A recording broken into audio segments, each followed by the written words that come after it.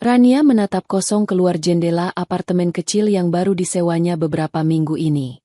Hujan di luar seolah mencerminkan kegelapan yang masih menyelimuti hatinya. 3 bulan telah berlalu sejak Paluhaki mengakhiri pernikahannya dengan Bima, namun gema kata-kata pedas dan tatapan menghakimi dari mantan mertuanya, Ibu Lastri, masih sering terngiang di telinganya. Perceraian itu bukan hanya akhir dari sebuah ikatan, tetapi juga cap kegagalan yang seolah terukir permanen di dahinya. Mandul. Sebuah kata yang selama 5 tahun terakhir menjadi momok menakutkan, yang akhirnya menghancurkan segalanya. Padahal, jauh di lubuk hatinya, ada bisikan kecil yang meragukan tuduhan itu, sebuah intuisi yang tak pernah berani ia suarakan. 5 tahun pernikahan Rania dan Bima dimulai dengan harapan dan cinta, layaknya pasangan muda lainnya. Rania, seorang wanita lembut dengan senyum hangat, mencintai Bima dengan tulus. Bima, putra tunggal kesayangan Ibu Lastri, pada awalnya tampak sebagai suami yang perhatian. Namun, bayang-bayang Ibu Lastri terlalu dominan dalam rumah tangga mereka. Wanita parubaya itu, dengan gayanya yang selalu merasa paling benar, tak pernah menyembunyikan keinginannya untuk segera menimang cucu. Tahun pertama pernikahan berlalu tanpa tanda-tanda kehamilan. Ibu Lastri mulai melontarkan sindiran halus saat makan malam keluarga. Rania, kamu itu harus banyak makan tauge, katanya bagus untuk kesuburan, ujarnya suatu kali. Matanya menatap Rania dengan tajam seolah menyelidik. Rania hanya tersenyum tipis, sementara Bima diam saja, sibuk dengan makanannya. Sejak itu, setiap pertemuan keluarga menjadi siksaan bagi Rania. Pertanyaan, sudah isi belum? Menjadi lagu wajib yang selalu didengungkan Ibu Lastri, kadang dengan nada khawatir yang dibuat-buat, kadang dengan nada sinis yang tak tertutupi. Memasuki tahun kedua, sindiran berubah menjadi tuduhan terselubung. Perempuan itu kodratnya melahirkan, kalau tidak bisa memberi keturunan, apa gunanya? Kata Ibu Lastri suatu sore ketika Rania sedang membantunya di dapur. Kata-kata itu bagai belati yang menghunjam jantung Rania. Ia mencoba membicarakannya dengan Bima, berharap suaminya akan membelanya atau setidaknya menenangkan ibunya. Namun, Bima selalu menghindar. Ibu kan cuma pengen cucu, Ran. Wajar saja. Sabar ya. Hanya itu jawaban Bima, seolah masalah ini hanya milik Rania seorang. Rania tidak tinggal diam. Ia mulai mencari berbagai cara, dari ramuan tradisional yang disarankan kerabat hingga berkonsultasi dengan beberapa dokter kandungan. Semua dokter menyatakan rahimnya sehat dan tidak ada masalah. Setiap kali Rania pulang dengan hasil pemeriksaan yang baik, ada kelegaan sesaat, namun juga pertanyaan besar yang menggantung. Ia pernah beberapa kali mencoba mengajak Bima untuk memeriksakan diri bersama. Kita periksa berdua ya, Mas. Biar kita tahu bagaimana kondisi kita masing-masing. Bujuk Rania dengan hati-hati. Reaksi Bima selalu sama, defensif dan marah. Kamu meragukan kejantananku? Jelas-jelas kamu yang bermasalah. Semua dokter bilang kamu sehat. Tapi buktinya apa? Tidak hamil-hamil juga. Bentak Bima suatu malam, setelah Rania kembali menunjukkan hasil pemeriksaan medisnya yang normal. Sejak itu, Rania tak berani lagi membahasnya. Ia menelan sendiri kecurigaan bahwa mungkin saja, masalahnya bukan pada dirinya. Tapi siapa yang akan percaya? Ia hanya seorang menantu perempuan yang tidak bisa memberikan cucu, di hadapan seorang anak laki-laki kesayangan ibunya. Tekanan dari Ibu Lastri semakin menjadi-jadi. Di depan keluarga besar, ia tak segan-segan menyindir Rania. Kasihannya Bima, sudah kerja keras tapi belum juga dapat penerus. Mungkin memang ada yang salah dengan bibitnya, ujarnya sambil melirik Rania dengan tatapan merendahkan. Air mata Rania seringkali tumpah dalam diam di kamarnya. Rasa rendah diri mulai menggerogotinya. Ia merasa gagal sebagai istri, gagal sebagai perempuan. Bima pun semakin menjauh, lebih banyak menghabiskan waktu di luar rumah dengan alasan pekerjaan atau berkumpul dengan teman-temannya. Rumah yang dulu hangat kini terasa dingin dan menyesakkan. Puncak dari segala penderitaan itu adalah ketika Ibu Lastri, di hadapan Bima, secara terang-terangan meminta Bima untuk menceraikan Rania dan mencari istri baru yang bisa memberinya keturunan. Buat apa mempertahankan perempuan mandul seperti dia? Bim? Kamu masih muda.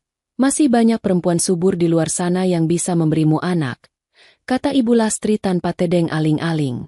Rania yang saat itu tidak sengaja mendengar percakapan itu dari balik pintu dapur, merasa dunianya runtuh. Yang lebih menyakitkan, Bima hanya diam.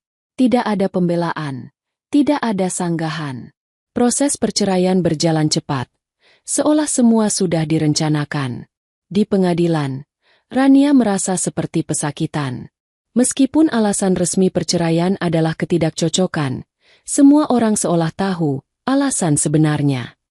Tatapan iba dan bisik-bisik sinis mengiringi setiap langkahnya. Saat palu diketuk, Rania hanya bisa termangu. 5 tahun pengabdiannya, cintanya, kesabarannya, seolah tak ada artinya. Ia keluar dari gedung pengadilan sebagai seorang janda dengan cap mandul yang dilekatkan oleh mantan suami dan mertuanya. 3 bulan setelah perceraian, Rania mencoba menata kembali hidupnya. Ia pindah ke apartemen kecil ini, jauh dari lingkungan yang mengenalnya dan Bima. Ia mendapatkan pekerjaan sebagai staf administrasi di sebuah perusahaan swasta. Gajinya tidak seberapa, tapi cukup untuk memenuhi kebutuhannya sendiri. Yang terpenting, ia ingin membuktikan bahwa ia tak berguna. Meskipun begitu, bayang-bayang masa lalu masih sering menghantuinya. Hinaan Ibu Lastri, sikap diam Bima, dan rasa sakit dikhianati masih terasa begitu nyata. Kadang, di tengah kesendirian malam, ia menangis, mempertanyakan takdirnya. Namun, di sela air mata itu, sebuah tekad kecil mulai tumbuh. Tekad untuk bangkit dan menunjukkan pada dunia, dan pada dirinya sendiri, bahwa ia berharga, dengan atau tanpa anak. Luka itu masih menganga, namun ia berjanji pada dirinya sendiri, suatu saat luka itu akan sembuh, dan ia akan menemukan kebahagiaannya sendiri. Rania menarik napas panjang, menghapus sisa air mata di pipinya. Hujan di luar mulai reda, menyisakan udara sejuk. Mungkin ini pertanda, bisiknya dalam hati. Pertanda bahwa badai dalam hidupnya juga akan segera berlalu. Ia harus kuat, demi dirinya sendiri. Hari-hari Rania setelah perceraian diisi dengan rutinitas baru. Pagi hari ia berangkat kerja. Sore hari pulang ke apartemennya yang sunyi. Awalnya terasa berat. Kesepian seringkali datang menyergap, terutama di akhir pekan. Namun, Rania tidak mau terus terlarut dalam kesedihan. Ia mulai mengisi waktunya dengan kegiatan positif. Ia mulai rajin berolahraga lari pagi di sekitar kompleks apartemennya. Ia juga mendaftar kursus memasak kue, sesuatu yang dulu ingin dilakukannya namun tak pernah sempat karena kesibukannya sebagai istri dan target tak berkesudahan dari Ibu Lastri. Di tempat kerja, Rania dikenal sebagai pribadi yang rajin dan cekatan, meskipun cenderung pendiam. Teman-teman kantornya tidak banyak yang tahu tentang masa lalunya. Rania memang sengaja menutup rapat kisah pahitnya. Ia hanya ingin dikenal sebagai Rania yang sekarang, bukan Rania istri Bima yang dicap mandul. Perlahan tapi pasti, kepercayaan dirinya mulai tumbuh kembali. Senyumnya mulai lebih sering terkembang, meskipun masih ada sisa kepedihan di sorot matanya jika ia sedang melamun. Suatu hari, Rania merasa tubuhnya kurang bugar. Beberapa hari terakhir ia sering pusing dan mudah lelah.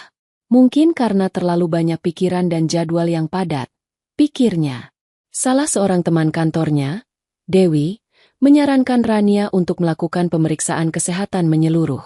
Coba deh, Ran, ke klinik Dr. Adrian. Beliau dokter umum yang bagus, teliti, dan enak diajak konsultasi. Kliniknya juga tidak terlalu jauh dari sini. Saran Dewi. Rania yang memang sudah lama tidak memeriksakan kesehatannya, akhirnya memutuskan untuk mengikuti saran Dewi. Keesokan harinya, setelah jam kerja, ia pergi ke klinik Dr. Adrian. Klinik itu tidak terlalu besar, namun bersih dan terkesan profesional. Setelah menunggu beberapa saat, namanya dipanggil. Rania masuk ke ruang praktik dokter. Seorang pria berusia pertengahan 30-an, dengan perawakan tinggi tegap dan senyum ramah, menyambutnya. Selamat sore, Ibu Rania. Silakan duduk. Ada yang bisa saya bantu? Sapanya dengan suara yang menenangkan. Itulah Dokter Adrian. Rania menjelaskan keluhan-keluhannya. Dokter Adrian mendengarkan dengan saksama, sesekali mencatat. Ia kemudian melakukan pemeriksaan awal, tensi darah, suhu tubuh, dan beberapa pemeriksaan fisik ringan lainnya. Selama pemeriksaan, Dokter Adrian bersikap sangat profesional namun tetap ramah. Ia menjelaskan setiap tindakan yang dilakukannya, membuat Rania merasa nyaman dan tidak canggung. Secara umum kondisi ibu baik. Mungkin ini hanya kelelahan dan sedikit stres. Saya akan berikan beberapa vitamin dan saran untuk menjaga pola makan serta istirahat yang cukup, kata Dokter Adrian setelah selesai memeriksa. Ia lalu menuliskan resep. Saat Rania hendak pamit, Dokter Adrian bertanya, apakah ada hal lain yang mungkin mengganggu pikiran ibu akhir-akhir ini? Kadang, kondisi fisik juga dipengaruhi oleh kondisi psikis. Pertanyaan itu membuat Rania terdiam sejenak. Ia tidak menyangka dokter ini begitu perhatian. Ada dorongan dalam dirinya untuk bercerita, namun ia ragu. Akhirnya, ia hanya tersenyum tipis. Mungkin hanya sedikit masalah pekerjaan, Dok. Terima kasih atas sarannya. Beberapa minggu setelah konsultasi itu, kondisi Rania membaik. Ia mengikuti saran Dokter Adrian dan merasa lebih segar. Suatu Sabtu pagi, ketika Rania sedang lari pagi di taman dekat apartemennya, ia tidak sengaja berpapasan dengan Dokter Adrian yang juga sedang berolahraga. Dokter Adrian mengenali Rania dan menyapanya lebih dulu. Ibu Rania, bukan? Bagaimana kabarnya sekarang? Tanya Dokter Adrian sambil tersenyum. Rania sedikit terkejut namun balas tersenyum. Sudah jauh lebih baik, Dok. Terima kasih. Tidak menyangka bertemu dokter di sini. Saya biasa lari pagi di sini kalau tidak ada jadwal pagi di klinik, jawab Adrian. Mereka lalu berbincang ringan sambil berjalan pelan. Entah mengapa, Rania merasa nyaman berbicara dengan Dokter Adrian. Pria itu pendengar yang baik dan tidak menghakimi.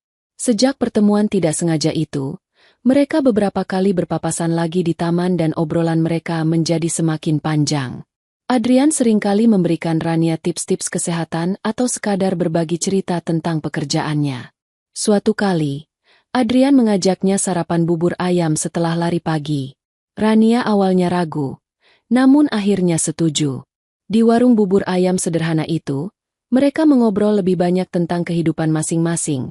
Tentu saja Rania masih menyimpan rapat detail masa lalunya yang paling pahit. Adrian bercerita tentang kesibukannya sebagai dokter, tentang hobinya membaca dan bermain musik. Rania menemukan bahwa Adrian adalah pria yang cerdas, berwawasan luas, dan memiliki selera humor yang baik. Kedekatan mereka terjalin secara alami. Adrian tidak pernah memaksa atau bersikap agresif. Ia selalu sopan dan menghargai Rania. Suatu sore, Adrian menelepon Rania, mengajaknya makan malam. Saya ada tempat makan baru yang enak, mau coba? Tawar Adrian. Rania merasakan getaran aneh di hatinya. Ada rasa senang sekaligus takut. Ia sudah lama tidak merasakan perhatian dari seorang pria. Setelah berpikir sejenak, ia mengiyakan ajakan Adrian. Malam itu, mereka makan malam di sebuah restoran yang tenang dan romantis. Di tengah obrolan, Rania memberanikan diri untuk sedikit membuka diri tentang masa lalunya, tentang perceraiannya, meskipun ia belum sanggup menyebutkan alasan sebenarnya yang dituduhkan padanya. Adrian mendengarkan dengan penuh empati. Setiap orang punya masa lalu, Rania. Yang penting bagaimana kita menjalaninya sekarang dan merencanakan masa depan, kata Adrian lembut. Kata-kata itu menenangkan hati Rania. Hubungan mereka semakin dalam. Adrian secara terbuka menyatakan bahwa ia menyukai Rania dan ingin hubungan mereka lebih serius. Ia tidak peduli dengan status janda Rania. Ia melihat Rania sebagai wanita yang kuat, tegar, dan baik hati. Rania, yang awalnya masih dibayangi trauma masa lalu, perlahan-lahan mulai membuka hatinya. Kasih sayang dan ketulusan Adrian meluluhkan keraguannya. Adrian adalah pria yang sangat berbeda dengan Bima. Adrian menghargainya, mendukungnya, dan membuatnya merasa berharga. Beberapa bulan kemudian, di sebuah bukit dengan pemandangan kota yang indah di malam hari, Adrian melamar Rania. Bukan dengan cincin berlian mewah atau kejutan yang berlebihan, melainkan dengan kata-kata tulus dari hati. Rania, aku tahu kamu sudah melalui banyak hal. Aku tidak bisa menjanjikan kehidupan yang sempurna tanpa masalah. Tapi aku berjanji akan selalu ada di sisimu, mencintaimu, dan menghargaimu apa adanya. Maukah kamu membangun masa depan bersamaku? Air mata haru mengalir di pipi Rania. Kali ini bukan air mata kesedihan, melainkan kebahagiaan. Ia mengangguk mantap. Ya, Adrian. Aku mau. Lembaran baru dalam hidup Rania benar-benar telah terbuka. Harapan yang dulu padam kini mekar kembali. Lebih indah dari sebelumnya. Ia percaya, bersama Adrian, ia akan menemukan kebahagiaan yang selama ini ia dambakan. Pernikahan Rania dan Adrian dilangsungkan secara sederhana namun hikmat, dihadiri oleh keluarga dan sahabat-sahabat terdekat. Tidak ada pesta mewah yang hingar-bingar, hanya kehangatan dan ketulusan yang terpancar dari setiap tamu yang hadir. Rania tampak begitu anggun dalam balutan kebaya putih. Senyum bahagia tak pernah lepas dari bibirnya. Adrian, dengan setelan jas rapi, menatap Rania dengan penuh cinta dan kekaguman. Ibu dan ayah Adrian, yang sejak awal sudah menyukai Rania karena kelembutan dan kesopanannya, menyambut Rania dengan tangan terbuka ke dalam keluarga mereka. Bagi Rania, ini adalah awal dari kehidupan yang benar-benar baru, kehidupan di mana ia merasa dicintai dan diterima seutuhnya. Setelah menikah, mereka menempati rumah Adrian yang cukup besar dan nyaman. Adrian adalah suami yang sangat perhatian dan pengertian. Ia tidak pernah menyinggung soal anak atau mendesak Rania untuk segera hamil. Ia tahu betapa sensitifnya isu tersebut bagi Rania, meskipun Rania belum pernah menceritakan secara detail tentang tekanan yang ia alami di pernikahan sebelumnya. Adrian hanya ingin Rania bahagia dan merasa aman bersamanya. Namun, sebagai wanita, Rania tentu memiliki keinginan untuk memiliki keturunan dari pria yang sangat ia cintai. Suatu malam, setelah beberapa bulan pernikahan mereka, Rania memberanikan diri membuka percakapan dengan Adrian. Mas, panggil Rania lembut ketika mereka sedang bersantai di ruang keluarga. Aku ingin kita mencoba untuk punya anak. Adrian tersenyum. Diraihnya tangan Rania dan digenggamnya erat. Tentu, sayang. Kalau kamu sudah siap, kita bisa mulai program kehamilan. Tapi ingat, jangan dijadikan beban ya. Apapun hasilnya nanti, itu tidak akan mengubah perasaanku padamu. Kata-kata Adrian membuat hati Rania menghangat.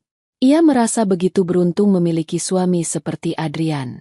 Keesokan harinya, Adrian membuat janji dengan seorang dokter kandungan senior yang merupakan rekannya. Kita periksa kesehatan reproduksi kita berdua secara menyeluruh ya, Ran. Ini prosedur standar yang baik, untuk memastikan semuanya optimal, kata Adrian. Sikap Adrian yang proaktif dan suportif ini sangat berbeda dengan Bima yang dulu selalu menolak jika diajak periksa. Rania menjalani serangkaian pemeriksaan. Ada sedikit rasa cemas dalam hatinya. Takut jika vonis, mandul, itu benar adanya. Namun, Adrian selalu mendampinginya, memberinya semangat. Beberapa hari kemudian, hasil pemeriksaan keluar. Dokter kandungan tersebut menjelaskan dengan rinci bahwa kondisi rahim dan sel telur Rania sangat baik dan subur. Tidak ada masalah apapun yang ditemukan. Air mata kelegaan mengalir di pipi Rania. Adrian memeluknya erat. Sudah kubilangkan, kamu wanita yang luar biasa, bisik Adrian. Adrian sendiri juga menjalani pemeriksaan serupa. Sebagai seorang dokter, ia sangat paham pentingnya pemeriksaan bagi kedua belah pihak. Hasilnya pun menunjukkan bahwa Adrian dalam kondisi prima dan sangat subur. Fakta ini, meskipun tidak mereka bahas secara mendalam, seolah mengkonfirmasi kecurigaan Rania selama ini mengenai penyebab ia tidak kunjung hamil di pernikahan sebelumnya. Namun, Rania tidak ingin membahas masa lalu itu lagi. Yang terpenting adalah masa depannya bersama Adrian. Mereka tidak perlu menunggu lama. Hanya 2 bulan setelah pemeriksaan itu, Rania merasakan ada yang berbeda dengan tubuhnya. Ia sering merasa mual di pagi hari dan siklus bulanannya terlambat. Dengan hati berdebar, ia membeli alat tes kehamilan.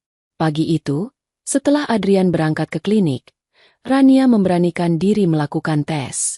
2 garis merah muda muncul dengan jelas. Jantung Rania berdegup kencang. Ia menutup mulutnya tak percaya. Air mata kebahagiaan langsung membanjiri pipinya. Ia hamil. Rania ingin segera memberitahu Adrian. Ia menunggu dengan tidak sabar hingga suaminya pulang. Sore itu, begitu Adrian masuk rumah, Rania langsung memeluknya erat. "Mas, ada kabar gembira," ucapnya dengan suara bergetar. Ia lalu menunjukkan alat tes kehamilan itu pada Adrian.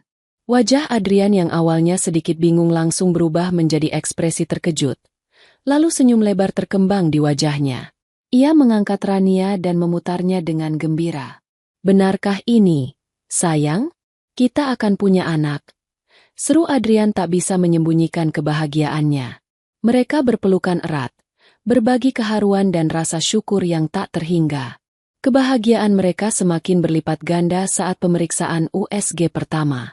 Dokter kandungan yang menangani Rania tersenyum lebar setelah mengarahkan alat USG ke perut Rania. "Selamat, Pak Adrian, Bu Rania." Detak jantungnya ada 2. Ibu Rania mengandung anak kembar. Rania dan Adrian saling pandang tak percaya. Lalu tawa bahagia meledak dari keduanya. Anak kembar. Ini benar-benar anugerah yang tak ternilai. Sejak saat itu, Adrian menjadi suami yang semakin protektif. Ia memastikan Rania mendapatkan asupan gizi terbaik, menemaninya kontrol rutin ke dokter, bahkan seringkali membatalkan beberapa jadwal praktiknya jika Rania merasa kurang sehat dan butuh ditemani. Ia memanjakan Rania dengan perhatian dan kasih sayang yang melimpah. Setiap malam, Adrian akan mengelus perut Rania yang mulai membuncit, mengajak bayi-bayi mereka berbicara. Rumah mereka dipenuhi dengan suasana sukacita. Kamar bayi mulai disiapkan dengan antusias. Adrian sendiri yang memilih perabotan bayi, tentu saja dengan warna netral karena mereka memutuskan untuk tidak mencari tahu jenis kelamin bayi mereka hingga lahir nanti, ingin menjadikannya kejutan. Keluarga besar Adrian pun sangat antusias menyambut kehadiran calon cucu kembar mereka. Ibu mertua Rania yang baru ini sangat baik. Seringkali mengirimkan makanan sehat untuk Rania atau sekadar menelepon untuk menanyakan kabarnya. Rania merasa begitu dicintai dan dihargai. Kehamilan ini terasa begitu berbeda. Dulu, setiap bulan ia selalu diliputi kecemasan dan kekecewaan karena menstruasi yang datang. Sekarang, setiap hari ia merasakan keajaiban tumbuh di dalam rahimnya. Ia merasa menjadi wanita yang utuh, bukan karena ia hamil, tetapi karena ia dicintai dan bisa mencintai dengan tulus. Kebahagiaan ini menghapus semua luka masa lalunya. Ia bersyukur takdir telah membawanya pada Adrian, pria yang menunjukkan padanya arti cinta sejati dan memberinya kesempatan untuk merasakan keajaiban menjadi seorang ibu, bahkan langsung 2. Anugerah ini terasa begitu sempurna. 9 bulan penantian itu akhirnya mencapai puncaknya di suatu pagi yang cerah. Rania merasakan kontraksi pertama saat fajar baru saja menyingsing. Adrian, yang memang sudah siaga penuh selama beberapa minggu terakhir, dengan tenang segera mempersiapkan segalanya. Tas perlengkapan bayi dan Rania sudah lama siap di mobil. Dengan penuh kasih, ia menuntun Rania, membantunya mengatur napas, dan berusaha menenangkannya di tengah gelombang rasa sakit yang mulai intens. Perjalanan ke rumah sakit terasa begitu panjang bagi Rania. Namun kehadiran Adrian di sisinya memberinya kekuatan luar biasa. Dokter kandungan yang menangani Rania sudah menunggu. Proses persalinan berjalan relatif lancar, meskipun tentu saja melelahkan dan menguras energi Rania. Adrian tak pernah lepas dari sisinya, menggenggam tangannya, membisikkan kata-kata penyemangat, dan sesekali menyeka keringat di dahi Rania. Ia menjadi sumber ketenangan di tengah badai rasa sakit yang dialami istrinya. Kemudian, terdengarlah tangisan pertama yang begitu dinanti. Seorang bayi laki-laki mungil berhasil dikeluarkan dengan selamat. Adrian tak kuasa menahan air mata haru saat perawat memperlihatkan putra pertama mereka. Beberapa menit kemudian, disusul tangisan kedua, lebih lembut namun tak kalah kuat. Seorang bayi perempuan cantik menyusul kakaknya, lahir ke dunia. Dokter menyatakan keduanya sehat dan sempurna. "Selamat, Pak Adrian, Bu Rania. Putra dan putri Anda sehat semua," ujar dokter sambil tersenyum. Rania, meskipun sangat lelah, merasakan gelombang kebahagiaan yang tak terkira. Air matanya bercampur dengan keringat. Namun kali ini adalah air mata sukacita. Adrian mencium keningnya lama. "Kamu hebat, sayang." "Terima kasih," bisiknya penuh haru. Ketika kedua bayi mungil itu dibersihkan dan diletakkan di dada Rania secara bergantian untuk inisiasi menyusu dini, Rania merasa hatinya meluap. Sentuhan kulit bayi-bayinya yang begitu lembut, aroma tubuh mereka yang khas, dan tatapan mata mereka yang masih sayu namun seolah mencari perlindungan, semua itu adalah keajaiban. Ia tak henti-hentinya mengucap syukur. Ini adalah buah hatinya, permata jiwanya. Mereka menamai putra mereka Arka Narendra, yang berarti cahaya pemimpin yang bijaksana, dan putri mereka Arisha Kaila, yang berarti kedamaian dan kehormatan. Arka dan Arisha. Hari-hari pertama sebagai ibu baru dijalani Rania dengan penuh semangat, meskipun tidak mudah. Tidur menjadi barang langka. Mengurus dua bayi sekaligus membutuhkan energi ekstra dan kesabaran tanpa batas. Namun, Adrian adalah partner yang luar biasa. Ia tidak segan bangun tengah malam untuk mengganti popok atau membuatkan susu formula jika ASI Rania dirasa kurang. Ia belajar dengan cepat cara menggendong, menenangkan, dan memandikan bayi. Kehadiran dan bantuannya sangat berarti bagi Rania, membuatnya tidak merasa sendirian dalam menjalani peran baru ini. Ibu Adrian juga sesekali datang membantu, memberikan nasihat-nasihat berharga berdasarkan pengalamannya, namun tidak pernah memaksa atau mendikte. Rania menikmati setiap momen bersama Arka dan Arisha. Ia seringkali hanya duduk memandangi kedua bayinya yang tertidur pulas di boks mereka yang bersebelahan. Wajah-wajah mungil itu, napas mereka yang teratur, gerakan kecil tangan mereka, semua itu adalah pemandangan terindah baginya. Cinta yang ia rasakan untuk kedua anaknya begitu besar, melampaui apapun yang pernah ia bayangkan. Kadang, saat menatap Arka dan Arisha, Rania teringat masa lalunya. Teringat bagaimana ia dulu begitu merindukan kehadiran seorang anak, bagaimana ia dicap tidak berguna karena tidak bisa memberikannya. Ada sedikit rasa getir saat mengingat itu, namun rasa itu segera tergantikan oleh rasa syukur yang meluap. Tuhan telah mengganti semua kepedihannya dengan kebahagiaan yang berlipat ganda. Ia tidak lagi merasa perlu membuktikan apapun kepada siapapun. Kebahagiaannya saat ini adalah bukti terbesar dari segalanya. Bulan-bulan berlalu. Arka dan Arisha tumbuh menjadi bayi-bayi yang sehat, aktif, dan menggemaskan. Arka cenderung lebih tenang, sementara Arisha lebih ekspresif dan sering tertawa. Rania sendiri telah banyak berubah. Ia tidak lagi terlihat sebagai wanita yang rapuh dan penuh kesedihan. Sorot matanya kini memancarkan kepercayaan diri dan kebahagiaan. Senyumnya selalu terkembang tulus. Tawanya renyah. Menjadi seorang ibu, dicintai oleh suami yang luar biasa, dan dikelilingi keluarga yang suportif telah membuatnya mekar menjadi versi terbaik dari dirinya. Adrian seringkali pulang kerja lebih awal hanya untuk bisa menghabiskan waktu bermain dengan si kembar sebelum mereka tidur. Rumah mereka yang dulu tenang kini dipenuhi suara tawa bayi, celoteh Rania, dan lantunan lagu anak-anak yang dinyanyikan Adrian dengan suara sumbang namun penuh cinta. Keluarga kecil mereka adalah definisi sempurna dari kebahagiaan bagi Rania. Ia sering memeluk Adrian erat di malam hari, mengucapkan terima kasih karena telah hadir dalam hidupnya dan memberinya keluarga yang ia impikan. "Akulah yang seharusnya berterima kasih padamu, Ran," balas Adrian sambil mencium puncak kepala Rania. "Kamu dan anak-anak adalah anugerah terindah dalam hidupku." Setiap pagi, Rania bangun dengan perasaan syukur. Ia menyiapkan sarapan untuk Adrian, lalu mengurus si kembar. Rutinitas itu mungkin melelahkan bagi sebagian orang, tapi bagi Rania, itu adalah melodi kehidupannya yang baru, melodi yang indah dan penuh makna. Ia telah menemukan surganya di bumi, dalam pelukan suaminya dan senyum kedua buah hatinya.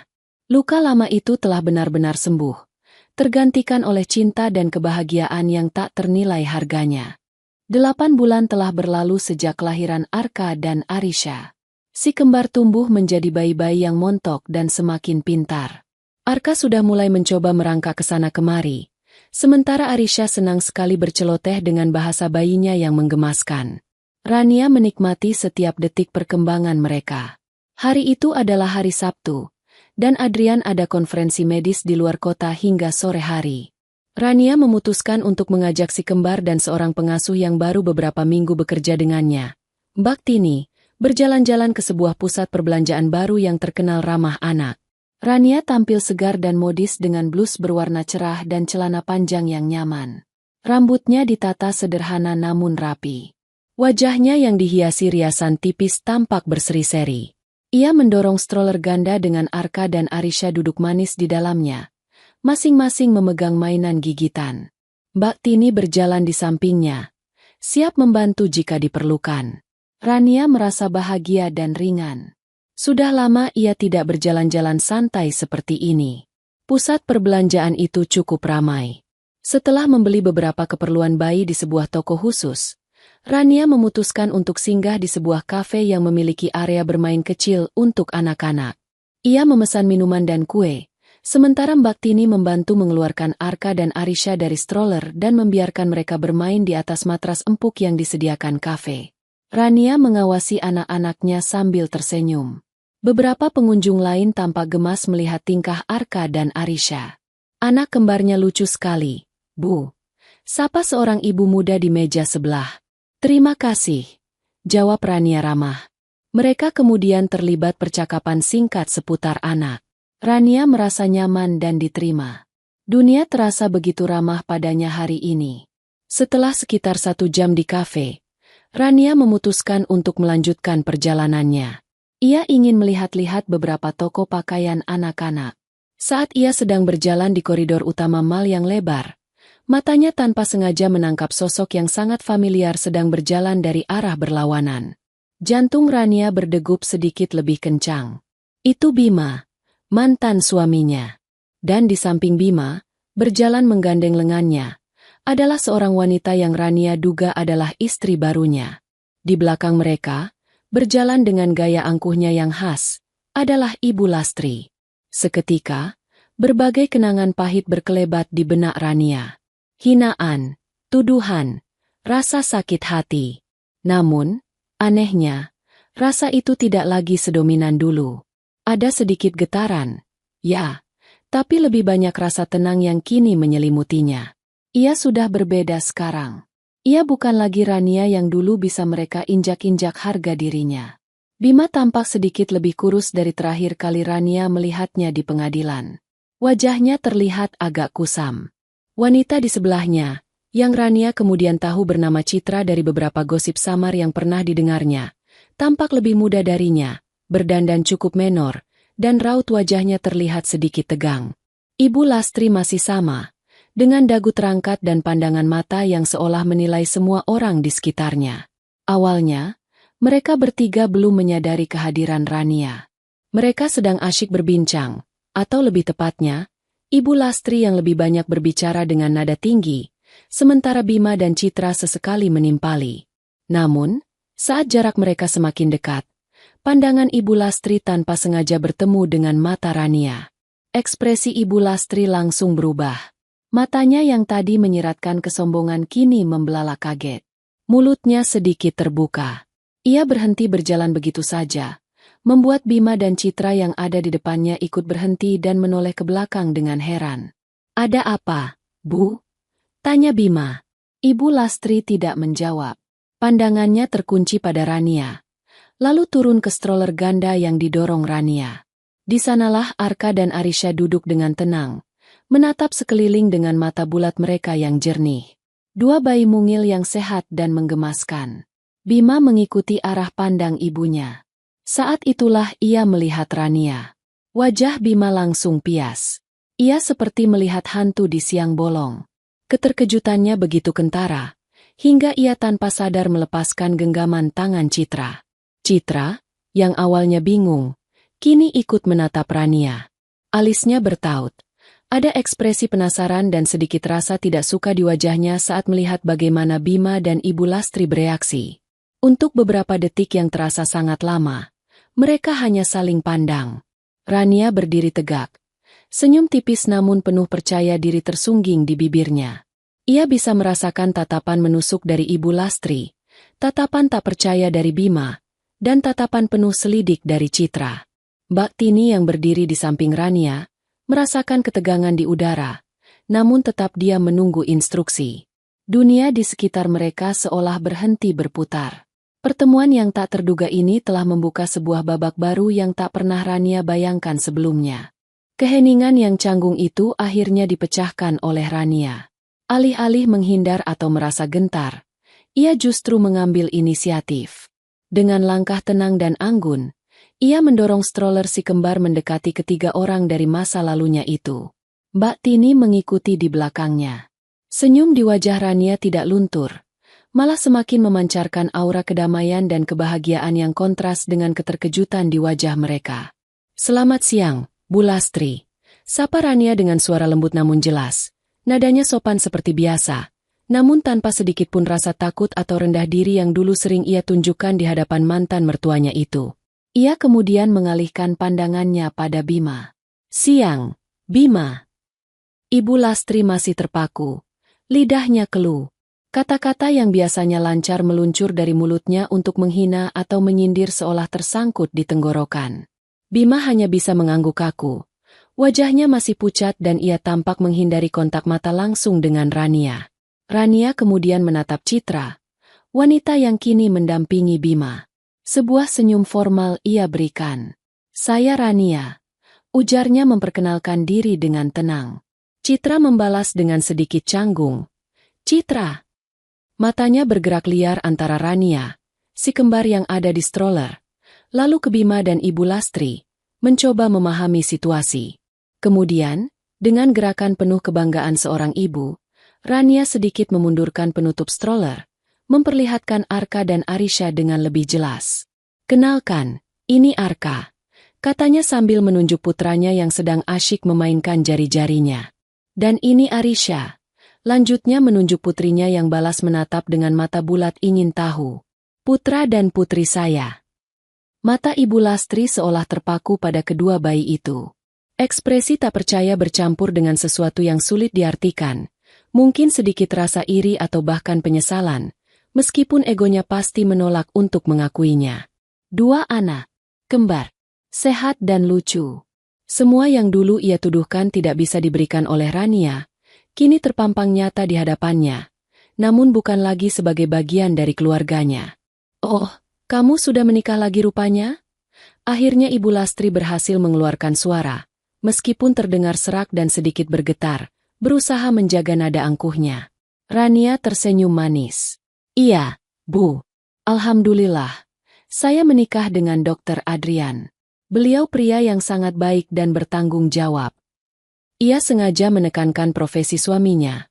Tahu betul bagaimana Ibu Lastri selalu memuja status sosial.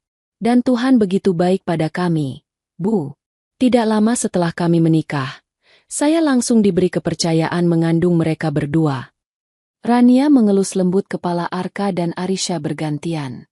"Ternyata memang rezeki anak itu tidak akan kemana ya, Bu, kalau sudah waktunya dan tentunya, dengan pasangan yang tepat dan sama-sama subur." Kata-kata terakhir itu, pasangan yang tepat dan sama-sama subur, bagaikan tamparan tak kasat mata bagi Ibu Lastri dan Bima. Wajah Ibu Lastri yang semula mulai mendapatkan sedikit warnanya, kini kembali memerah pada menahan amarah dan malu. Bima semakin menundukkan kepalanya. Kedua tangannya terkepal di sisi tubuh. Ia pasti mengerti sindiran halus namun telak itu.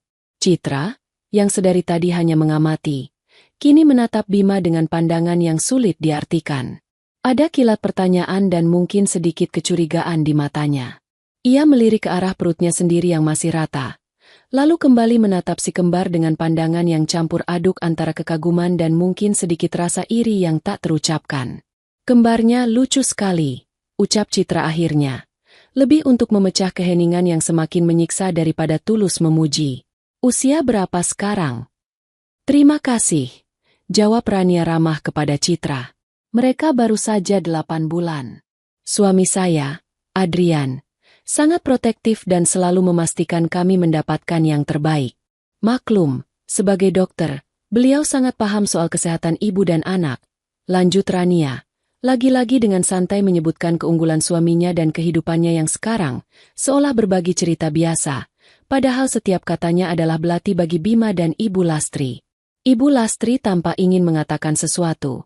Mungkin sebuah sanggahan atau sindiran balasan. Namun ia tak menemukan kata yang tepat. Semua argumen yang dulu sering ia gunakan untuk merendahkan Rania kini berbalik menyerangnya. Bima mengangkat wajahnya sejenak, menatap Rania. Ada ekspresi kompleks di matanya. Kaget, malu, mungkin sedikit penyesalan, dan entah apa lagi. Namun, ia tak mengucapkan sepatah kata pun. Ia seolah kehilangan semua keberaniannya di hadapan Rania yang kini tampak begitu berbeda, begitu bersinar. Rania merasa cukup. Ia telah menunjukkan kebahagiaannya, bukan untuk balas dendam secara membabi buta, tetapi lebih untuk membebaskan dirinya dari bayang-bayang masa lalu yang mereka ciptakan. Ia ingin mereka tahu bahwa ia baik-baik saja, bahkan jauh lebih baik. Baiklah, Bu Lastri, Bima, Citra, saya permisi dulu ya, ucap Rania dengan sopan. Arka dan Arisha sepertinya sudah mau waktunya minum susu dan tidur siang. Senang bisa bertemu dengan kalian. Ia tersenyum sekali lagi. Senyum tulus seorang wanita yang telah menemukan kedamaian dan kebahagiaannya. Tanpa menunggu jawaban mereka, Rania membalikkan strollernya dan dengan langkah ringan melanjutkan perjalanannya, diikuti oleh Mbak Tini. Ia tidak menoleh ke belakang lagi. Ia tahu, tatapan ketiga orang itu pasti masih tertuju padanya, pada punggungnya yang kini tegak, pada kebahagiaan yang tak bisa lagi mereka usik. Sementara itu, Bima, Ibu Lastri, dan Citra masih terpaku di tempat mereka. Suasana di antara mereka bertiga menjadi sangat dingin dan canggung. Citra menatap Bima dengan pandangan penuh tanya yang tak terucapkan. Ibu Lastri menggigit bibirnya, berusaha menahan gejolak emosi yang meluap di dadanya. Pertemuan tak terduga itu telah meninggalkan bekas yang dalam, mengguncang fondasi kepalsuan yang selama ini mereka bangun. Benih keraguan dan kekecewaan mulai tersemai di hati Citra. Sepeninggal Rania dan kedua buah hatinya, suasana di antara Bima, Citra, dan Ibu Lastri menjadi luar biasa canggung dan tegang. Mereka bertiga berdiri mematung untuk beberapa saat, seolah baru saja dihantam badai senyap. Citra adalah yang pertama kali memecah kebisuan. Tatapannya beralih dari punggung Rania yang menjauh ke wajah Bima, lalu ke Ibu Lastri. Ada nada ingin tahu sekaligus tidak senang dalam suaranya. Jadi, itu Rania? Mantan istrimu yang kata Ibu mandul? Tanya Citra hati-hati. Namun ada penekanan pada kata mandul yang membuat Bima dan Ibu Lastri tersentak. Ibu Lastri, yang harga dirinya seolah baru saja diinjak-injak, berusaha mengembalikan sikap angkuhnya. HMPH, kebetulan saja dia itu. Jangan-jangan anak angkat, siapa tahu? Desisnya, lebih untuk meyakinkan dirinya sendiri daripada orang lain. Namun, suaranya terdengar kurang meyakinkan, bahkan di telinganya sendiri. Bayangan dua bayi montok dan mirip itu sulit diabaikan. Bima tidak berkata apa-apa. Ia hanya menghela napas berat. Wajahnya masih keruh. Sudahlah, Bu. Ayo kita pulang. Ujarnya pelan. Suaranya serak. Ia ingin segera pergi dari tempat itu. Dari tatapan ingin tahu orang-orang di sekitar yang mungkin sempat menangkap sedikit drama keluarga mereka. Perjalanan pulang di mobil terasa sangat sunyi. Citra yang biasanya cerewet kini lebih banyak diam. Matanya menatap keluar jendela namun pikirannya jelas tidak di sana. Ibu Lastri juga terdiam. Wajahnya masam. Bima fokus menyetir. Namun rahangnya mengeras menahan berbagai emosi yang berkecamuk. Sesampainya di rumah, suasana tidak menjadi lebih baik. Citra langsung masuk kamar. Sementara Ibu Lastri duduk di ruang tamu dengan wajah gusar. Bima mengikutinya, merasa perlu mengatakan sesuatu untuk meredakan suasana, meskipun ia sendiri bingung harus berkata apa. Sudahlah, Bu, tidak usah dipikirkan. Dia cuma pamer saja, kata Bima mencoba menenangkan. Pamer bagaimana? Sembur Ibu Lastri. Emosinya yang tertahan akhirnya meledak. Dia punya anak kembar. Bima, kembar. Sedangkan kita? Menantuku yang ini. Ia menunjuk ke arah kamar Citra dengan dagunya. Sampai sekarang belum juga ada tanda-tanda. Jengjan. Ibu Lastri tidak melanjutkan kalimatnya. Namun sorot matanya menatap Bima dengan penuh selidik, seolah baru menyadari sesuatu. Bima merasa jantungnya berdegup kencang. Jangan-jangan apa, Bu? Ibu ini ada-ada saja. Mungkin memang belum rezekinya Citra. Elak Bima, berusaha terdengar tenang. Malam itu, di kamar tidur, Citra akhirnya membuka suara. Ia sudah berganti pakaian dan duduk di tepi ranjang, menatap Bima yang baru saja keluar dari kamar mandi. Mas, panggilnya pelan. Ya? Sahut Bima, berusaha terdengar biasa saja sambil mengeringkan rambutnya dengan handuk. Rania itu, kelihatan bahagia sekali ya, kata Citra. Nadanya datar namun menyimpan makna. Anak kembarnya juga lucu-lucu. Sehat kelihatannya. Bima menghentikan gerakan tangannya. Lalu kenapa? Citra menatap Bima lekat-lekat. Kita sudah menikah hampir setahun, Mas. Tapi aku belum juga hamil. Dulu, waktu Mas menikah dengan Rania, berapa lama kalian menunggu sampai akhirnya memutuskan kalau dia bermasalah? Pertanyaan itu seperti tusukan bagi Bima. Kenapa kamu jadi membahas itu? Itu masa lalu. Karena aku juga perempuan, Mas. Aku juga ingin punya anak. Suara Citra mulai bergetar. Setiap bulan aku berharap. Setiap bulan juga aku kecewa. Ditambah lagi, ibu juga selalu menyindirku. Bima mendekati Citra, duduk di sebelahnya. Ia mencoba meraih tangan Citra, namun Citra menarik tangannya. Kita sudah berusaha, kan? Mungkin memang belum waktunya saja, kata Bima dengan nada membujuk yang terasa hampa. Berusaha? Citra tersenyum sinis.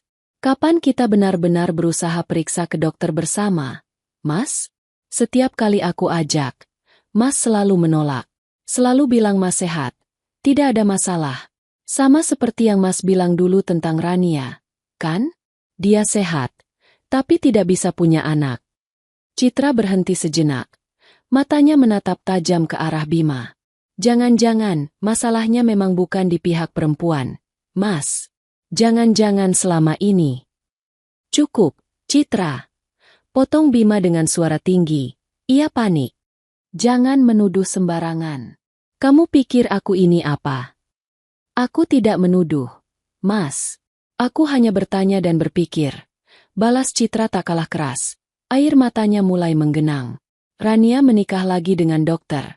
Lalu langsung punya anak kembar. Apa itu tidak aneh menurut Mas? Dulu dia dihina mandul, diceraikan.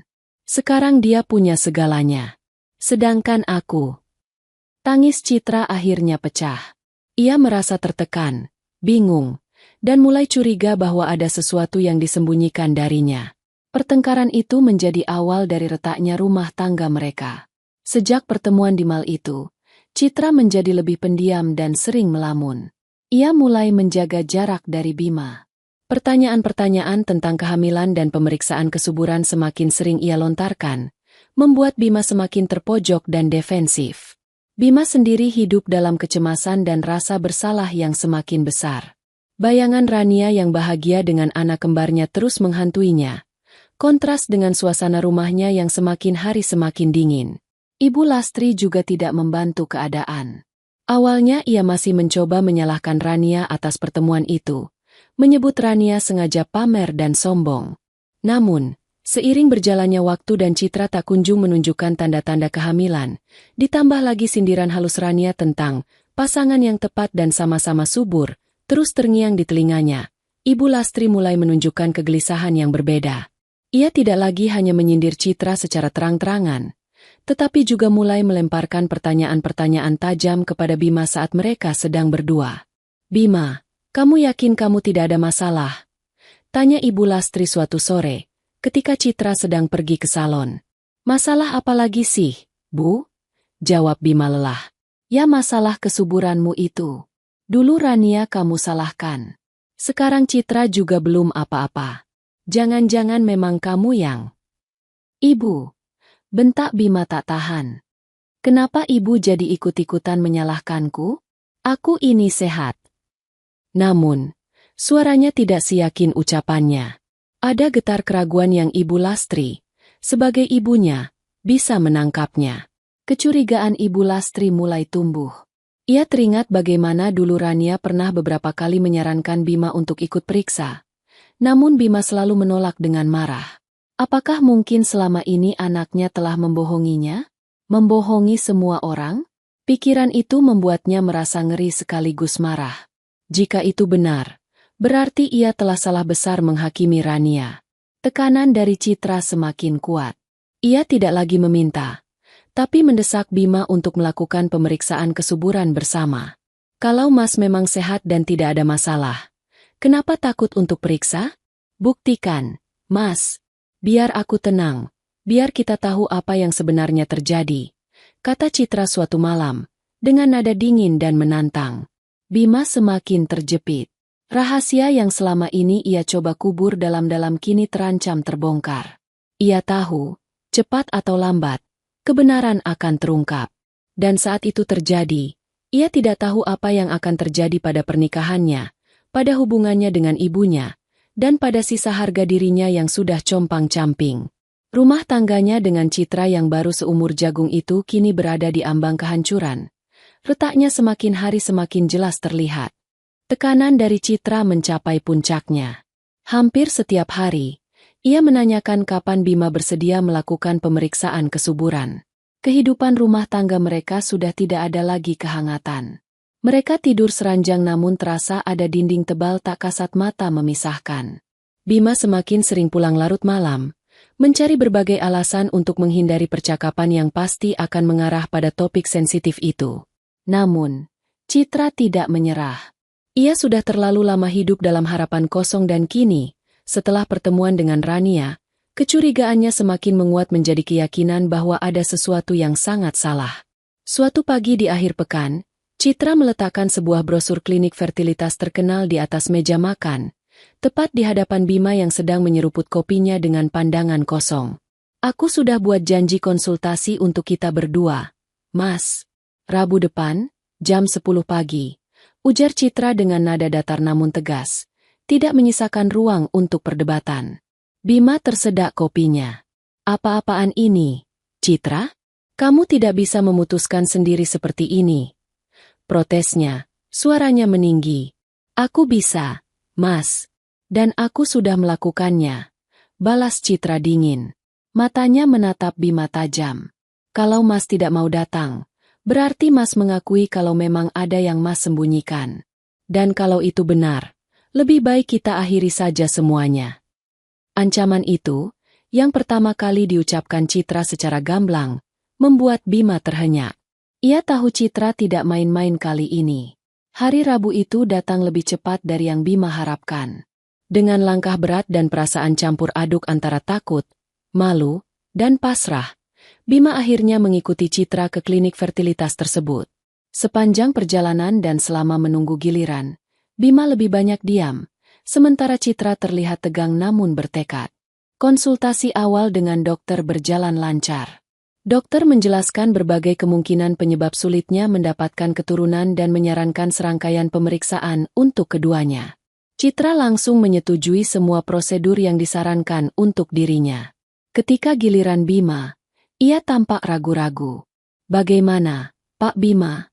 Tanya dokter dengan ramah. Pemeriksaan untuk pria biasanya lebih sederhana, hanya analisis sperma. Citra menatap Bima dengan pandangan mendesak. Akhirnya, dengan suara pelan, Bima mengiyakan. Ia merasa seperti terpidana yang sedang berjalan menuju tiang gantungan. Proses pengambilan sampel terasa begitu memalukan baginya, namun ia tak punya pilihan lain.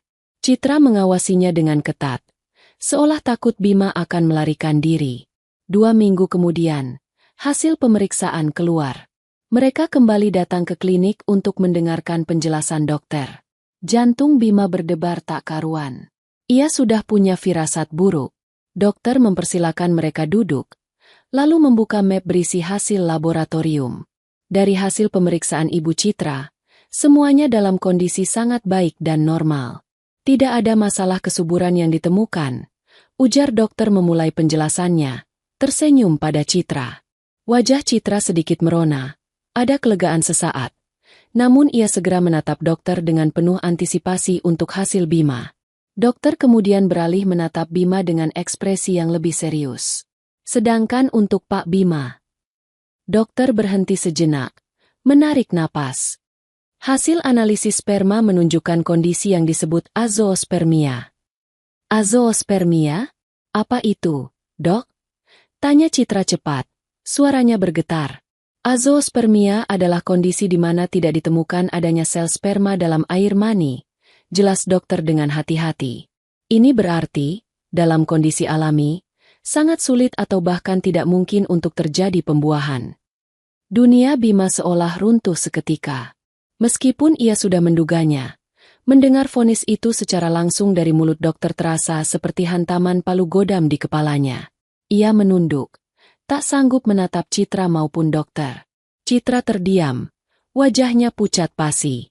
Ia menatap Bima dengan pandangan tak percaya, lalu kembali menatap dokter. Tidak mungkin, Dok. Mungkin ada kesalahan? Bisa diulang tesnya? Suaranya lirih, penuh harapan yang hampir padam. Kami sudah melakukan verifikasi ulang terhadap sampelnya, Bu. Hasilnya konsisten, jawab dokter dengan nada prihatin. Tentu saja ada beberapa opsi penanganan lanjutan atau program bayi tabung dengan prosedur tertentu jika memang ingin diusahakan. Namun kondisi dasarnya adalah demikian. Citra tak sanggup lagi menahan air matanya. Isak tangisnya pecah di ruang konsultasi itu. Jadi ini jawabannya. Selama ini, bukan Rania yang mandul, bukan dirinya yang bermasalah, melainkan Bima, suaminya, pria yang ia cintai, yang telah memberinya harapan palsu. Perjalanan pulang dari klinik terasa seperti mimpi buruk. Citra menangis sesenggukan di sepanjang jalan, sementara Bima hanya bisa diam membisu, diliputi rasa malu dan bersalah yang tak terperi. Sesampainya di rumah, Ibu Lastri yang melihat menantunya pulang dengan mata sembab langsung menghampiri. Ada apa ini? Kenapa kamu menangis? Citra? Apa kata dokter? Tanya Ibu Lastri dengan nada cemas. Namun lebih karena takut harapannya untuk menimang cucu kembali pupus. Citra tidak menjawab. Ia langsung masuk kamar dan membanting pintu. Bima berdiri terpaku di ruang tamu, tak tahu harus berbuat apa. Bima, ada apa sebenarnya? Desak Ibu Lastri tak sabar. Dengan suara bergetar dan kepala tertunduk, Bima akhirnya menceritakan hasil pemeriksaan dokter. Tentang azoospermia. Tentang kenyataan bahwa dirinya lah yang mandul. Reaksi pertama Ibu Lastri adalah penyangkalan total. Tidak mungkin. Anakku tidak mungkin mandul. Dokter itu pasti bohong. Atau Rania dulu guna-guna kamu. Serunya histeris. Ini hasil laboratoriumnya, Bu, kata Bima lirih, mengeluarkan salinan hasil tes dari dalam tasnya dan meletakkannya di atas meja. Air matanya mulai mengalir. Rasa tertekan yang selama ini ia pendam akhirnya jebol. Ibu Lastri meraih kertas itu dengan tangan gemetar. Matanya membaca setiap kata dengan nanar. Angka-angka dan istilah medis itu mungkin tidak sepenuhnya ia pahami, tapi kesimpulan akhirnya sangat jelas. Anaknya, Bima, putra kesayangannya, dinyatakan tidak bisa memberikan keturunan secara alami. Wajah Ibu Lastri berubah dari merah padam karena marah menjadi pucat pasi karena syok. Ia terduduk lemas di sofa. Dunia seolah berputar. Jadi, selama bertahun-tahun ia telah menyiksa Rania, menuduhnya mandul, menghinanya, padahal sumber masalahnya ada pada anaknya sendiri. Anaknya telah membiarkannya hidup dalam kebohongan, membiarkannya melakukan dosa besar pada wanita yang tidak bersalah. Jadi selama ini kamu tahu, Bima? Tanya Ibu Lastri dengan suara parau, menatap putranya dengan pandangan terluka dan marah. Bima hanya bisa menggeleng lemah. Aku tidak tahu pasti, Bu. Tapi aku takut untuk periksa. Aku takut kalau itu benar. Takut? Ibu Lastri berteriak. Kemarahannya kini meledak tak tertahankan. Karena ketakutanmu itu, kamu korbankan Rania. Kamu biarkan ibu menghinanya habis-habisan. Kamu biarkan dia dicerai karena tuduhan palsu. Di mana otakmu, Bima? Di mana hati nuranimu? Ibu Lastri memukul-mukul dada Bima dengan membabi buta, meluapkan segala amarah, kekecewaan, dan rasa malunya. Kamu anak tidak tahu diuntung. Kamu mempermalukan ibumu. Gara-gara kamu, ibu sudah berbuat jahat sama orang. Ya Tuhan, Bima, kenapa kamu setega ini pada ibumu sendiri? Pada Rania. Tangis Ibu Lastri kini bercampur dengan raungan penyesalan dan kemarahan yang meluap-luap. Ia merasa menjadi orang paling bodoh dan paling berdosa di dunia. Sementara itu, di dalam kamar, Citra juga sedang meratapi nasibnya. Ia merasa dibohongi habis-habisan. Impiannya untuk memiliki keluarga kecil yang bahagia, untuk menimang bayi dari rahimnya sendiri, kini hancur berkeping-keping. Kepercayaan pada Bima lenyap tak bersisa. Pernikahan yang ia harapkan akan membawa kebahagiaan, ternyata dibangun di atas pondasi kebohongan. Bayangan Rania yang tersenyum bahagia dengan kedua anak kembarnya kembali melintas, semakin menambah perih di hatinya. Kebenaran ini terlalu menyakitkan untuk ia terima. Ia mulai mempertanyakan masa depannya bersama Bima. Bisakah ia melanjutkan pernikahan ini? Sanggupkah ia hidup dengan pria yang telah menipunya dan menghancurkan impian terbesarnya? Kebenaran yang terungkap itu bagaikan bom waktu yang meledak di tengah keluarga Bima, menghancurkan segala sendi yang tersisa. Rumah yang dulu seringkali riuh oleh suara tinggi Ibu Lastri yang penuh percaya diri atau celoteh Citra yang berusaha membangun kehangatan, kini diselimuti awan kelabu penuh keputusasaan dan saling menyalahkan. Bagi Citra, kenyataan itu adalah pengkhianatan terbesar. Beberapa hari setelah hasil tes Bima keluar dan amarah serta tangisnya mereda menjadi kekecewaan yang dingin, ia mengambil keputusan bulat. Ia tidak bisa melanjutkan pernikahan ini. Setiap kali melihat Bima, yang dilihatnya adalah kebohongan dan masa depan suram tanpa keturunan yang begitu ia dambakan.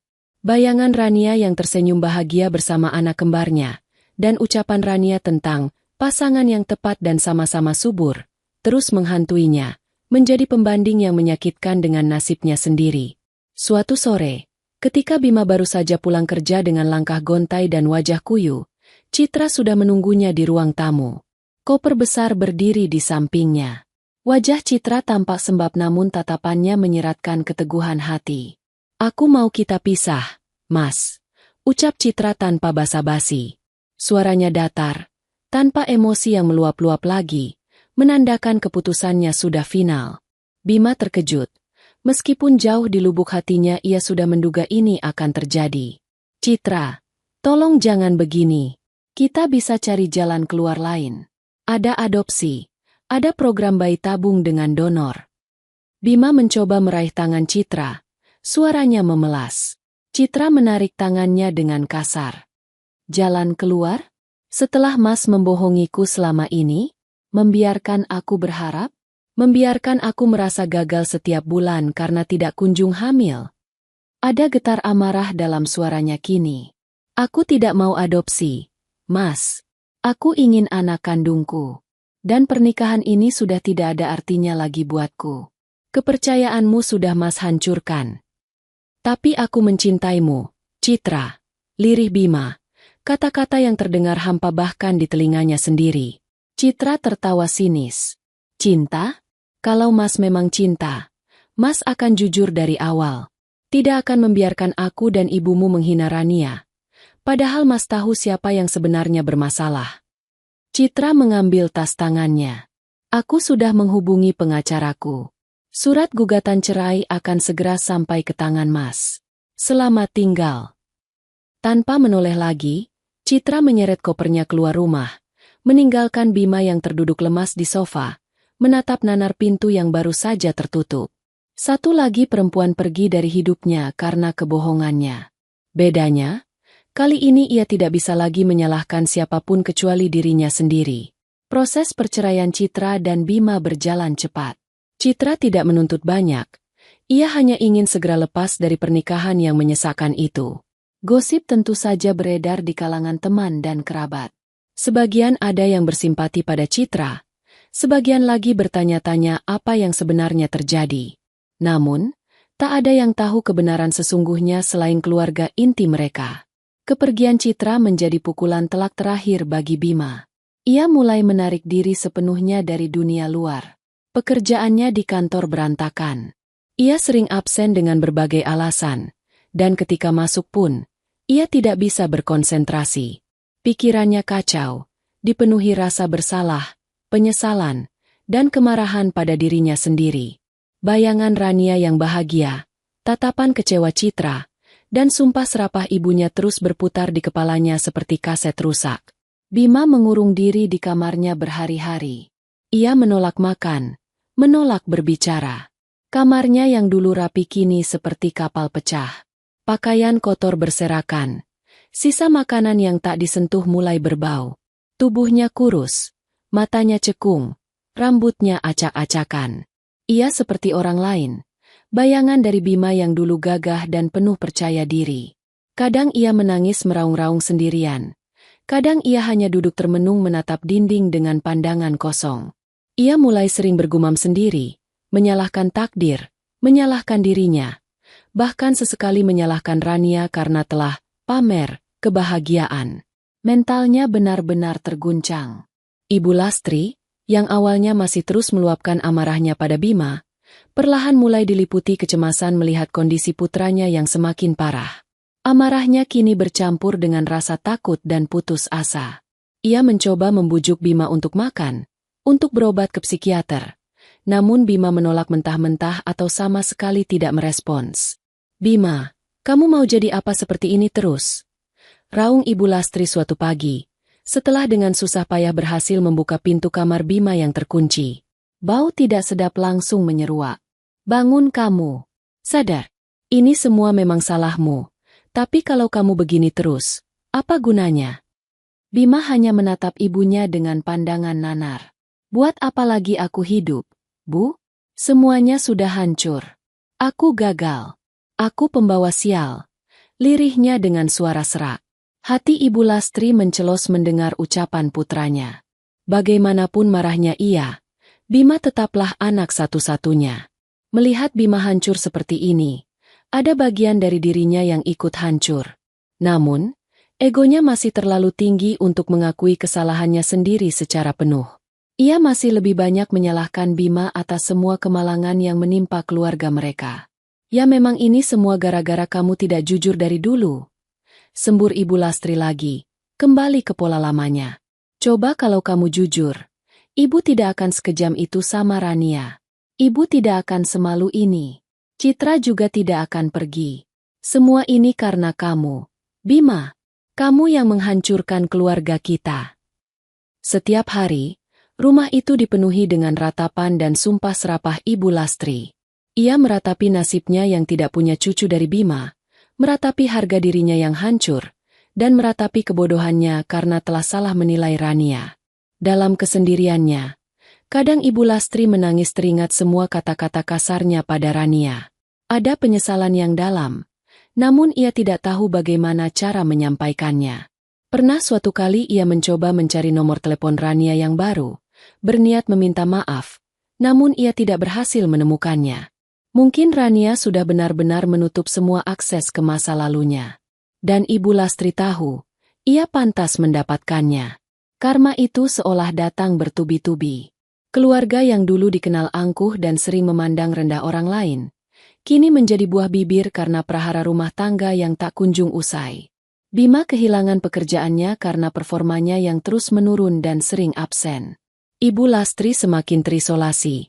Teman-teman sosialitanya mulai menjauhinya. Kehancuran itu nyata dan menyakitkan.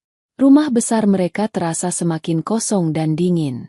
Hanya ada Bima yang semakin terpuruk dalam kegelapan jiwanya, dan Ibu Lastri yang terjebak dalam lingkaran amarah dan penyesalan tanpa akhir. Mereka menuai apa yang telah mereka tabur selama bertahun-tahun. Sementara di sudut lain kota itu kehidupan Bima dan Ibu Lastri diliputi kegelapan dan kehancuran. Di kediaman Dr. Adrian dan Rania, suasana justru sebaliknya. Rumah mereka senantiasa dipenuhi cahaya kehangatan, tawa riang, dan cinta yang tulus. Waktu berjalan begitu cepat, membawa serta kebahagiaan yang seolah tak ada habisnya bagi keluarga kecil itu. Arka dan Arisha, si kembar kesayangan, kini telah tumbuh menjadi balita yang cerdas, aktif, dan menggemaskan. Usia mereka sudah menginjak 3 tahun. Arka, dengan rambut hitam legam seperti Adrian, tumbuh menjadi anak laki-laki yang lebih pendiam namun penuh rasa ingin tahu. Ia bisa menghabiskan waktu lama untuk mengamati mainan barunya atau mencoba memahami cara kerja sesuatu.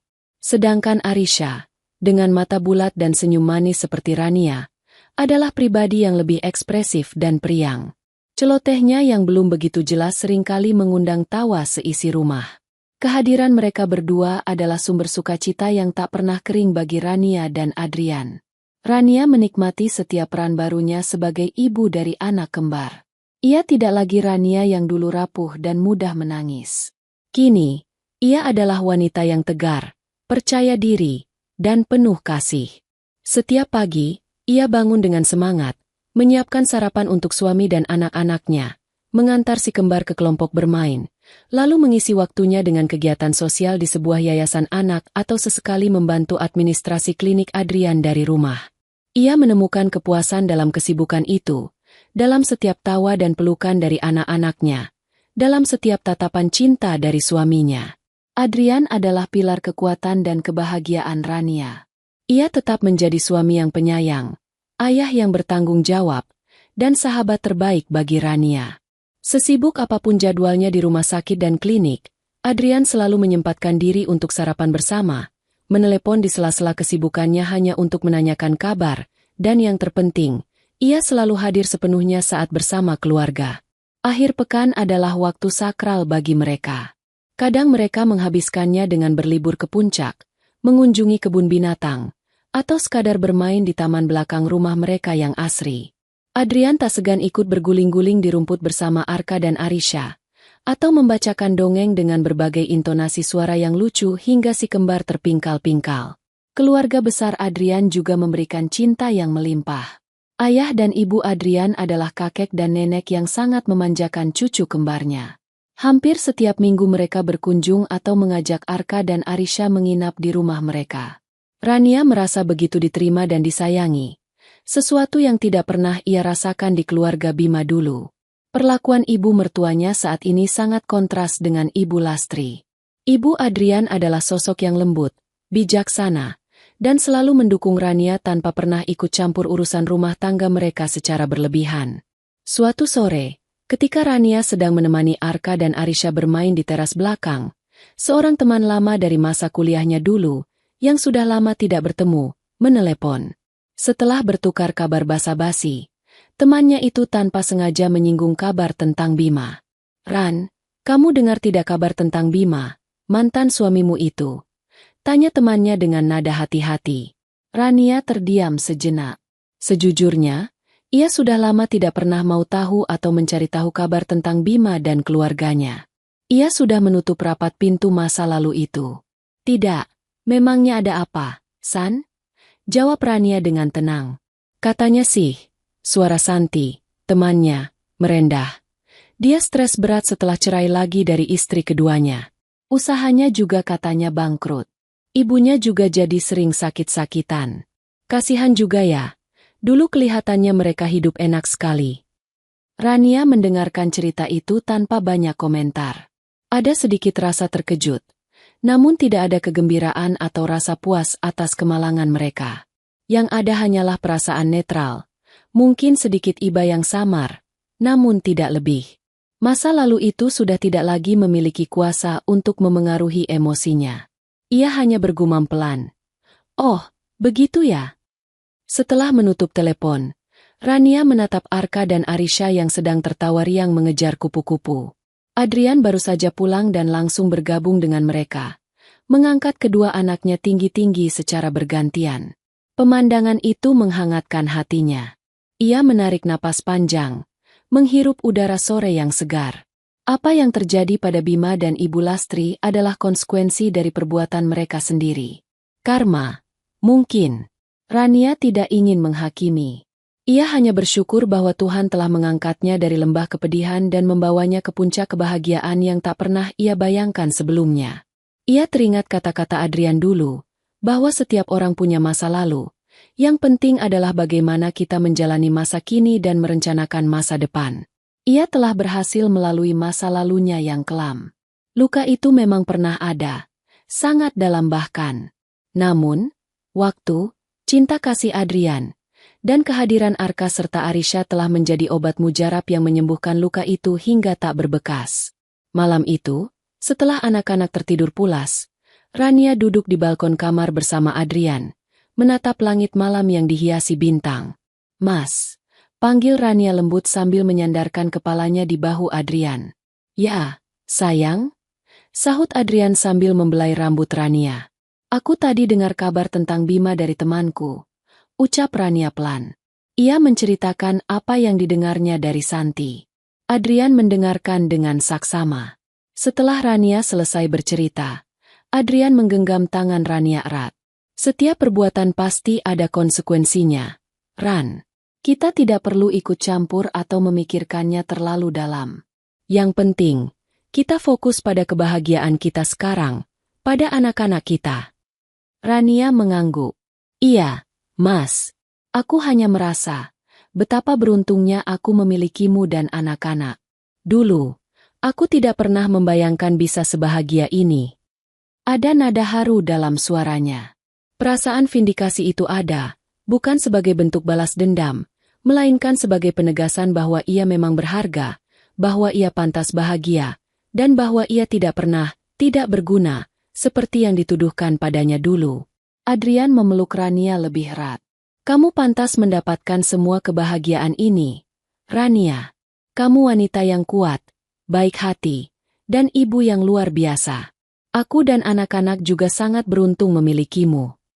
Rania tersenyum. Hatinya dipenuhi rasa syukur yang meluap.